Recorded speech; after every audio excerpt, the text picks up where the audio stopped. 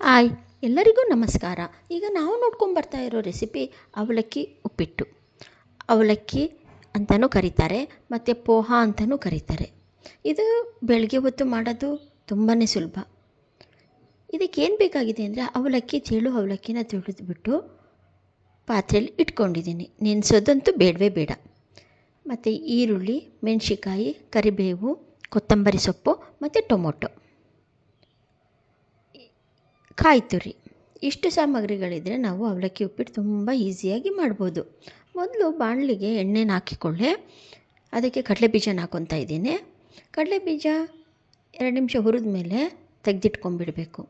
ಈಗ ಅದೇ ಎಣ್ಣೆಗೆ ಸಾಸಿವೆ, ಜೀರಿಗೆ ಮತ್ತು ಹಸಿರು ಮೆಣಸಿಕಾಯಿ ಮತ್ತು ಕರಿಬೇವು ಸೊಪ್ಪು ಹಾಕಿದ್ದೀನಿ. ಈಗ ಈರುಳ್ಳಿ ಹಾಕ್ತಾಯಿದ್ದೀನಿ. ಈರುಳ್ಳಿನ ಚೆನ್ನಾಗಿ ಬಾಡಿಸ್ಬೇಕು. ಹೇಗೆ ಬಾಡಿಸ್ಬೇಕಂದ್ರೆ ಅದು ಚೆನ್ನಾಗಿ ಸ್ಮೂತ್ ಆಗಬೇಕು, ಮೆತ್ತಗಾಗಬೇಕು. ಆಗ ನಮಗೆ ಗೊತ್ತಾಗುತ್ತೆ ಈರುಳ್ಳಿ ಬೆಂದಿದೆ ಅಂತ. ಈಗ ಟೊಮೊಟೊ ಸ್ಮೂತ್ ಆಗಬೇಕು, ಅಲ್ಲಿ ತನಕ ನಾವು ಅದನ್ನು ಬಾಡಿಸ್ತಾನೆ ಇರಬೇಕು. ಚೂರು ಸಾಲ್ಟ್ ಹಾಕ್ತಾಯಿದ್ದೀನಿ, ಉಪ್ಪು ಹಾಕ್ತಾಯಿದ್ದೀನಿ. ಉಪ್ಪು ಹಾಕಿದಾಗ ಟೊಮೊಟೊ ಬೇಗನೆ ಸ್ಮೂತ್ ಆಗಿಬಿಡುತ್ತೆ. ಈಗ 2 ನಿಮಿಷ ಬಾಡಿಸ್ತಾಯಿದ್ದೀನಿ. ಈರುಳ್ಳಿ ಮುಂಚೆನೇ ಮೊಗ್ಗಿದೆ. ಈಗ ಟೊಮೊಟೊ ಒಂಚೂರು ಮಗ್ಲಿ ಅಂತ ಬಾಡಿಸ್ತಾಯಿದ್ದೀನಿ. ಈ ಕಡೆ ಅವಲಕ್ಕಿಗೆ ಕಡಲೆಬೀಜ ಹಾಕಿದ್ನಲ್ವ, ಅದಕ್ಕೆ ಉಪ್ಪು ಹಾಕಿ ನಾನು ಬೆರೆಸ್ಬಿಟ್ಟು ರೆಡಿ ಮಾಡಿಟ್ಕೋತೀನಿ. ಈಗ ಬಾಣಲಿಗೆ ಅರಿಶಿನ ಹಾಕ್ತಾಯಿದ್ದೀನಿ. ಅರಿಶಿನ ಹಾಕಿದ್ಮೇಲೆ ಈಗ ಅವಲಕ್ಕಿ ನೆಂದಿತ್ತಲ್ಲ, ಕಡಲೆಬೀಜ ಉಪ್ಪು ಹಾಕಿ ರೆಡಿ ಮಾಡಿಟ್ಕೊಂಡಿದ್ದೆ ಅಲ್ವ, ಅದನ್ನು ಹಾಕ್ತಾಯಿದ್ದೀನಿ. ಹಾಕ್ಬಿಟ್ಟು ಚೆನ್ನಾಗಿ ಬಾಡಿಸ್ಬೇಕು.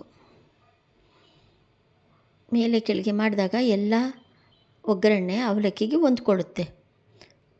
ಈ ಥರ ಮೇಲೆ ಕೆಳಗೆ ಮಾಡಿಬಿಟ್ಟು ಹಾಗೆ ಬಿಸಿಲೇ ಇರಬೇಕು. ನಾವು ಅದನ್ನು ಆಫ್ ಮಾಡೋದು ಬೇಡ. ಈಗ ಚೆನ್ನಾಗಿ ಹೊಂದ್ಕೊಂಡಿದೆ. ಅವಲಕ್ಕಿನೂ ಕೂಡ ಒಗ್ಗರಣೆಲಿ ಹೊಂದ್ಕೊಂಡು ಬಿಸಿ ಆಗಬೇಕು. ಬಿಸಿ ಆಗೋ ತನಕ ನಾವು ಸ್ಟವ್ನ ಆಫ್ ಮಾಡೋದು ಬೇಡ.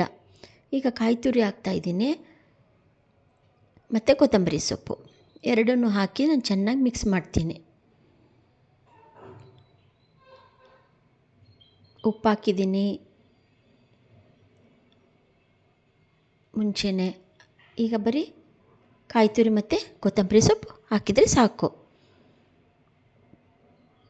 ಚೆನ್ನಾಗಿ ಮಿಕ್ಸ್ ಮಾಡಬೇಕು.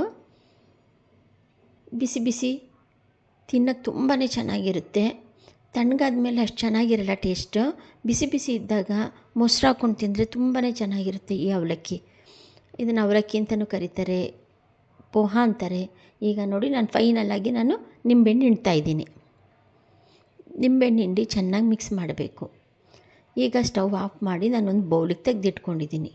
ಇದು ತುಂಬಾ ಈಸಿ, ಬೇಗನೆ ಮಾಡಿಬಿಡ್ಬೋದು. ಕ್ವಿಕ್ ರೆಸಿಪಿ ಅಂತಲೇ ಹೇಳ್ಬೋದು. ಅವಲಕ್ಕಿ ಉಪ್ಪಿಟ್ಟು ತುಂಬಾ ಸುಲಭ ಮಾಡೋದು.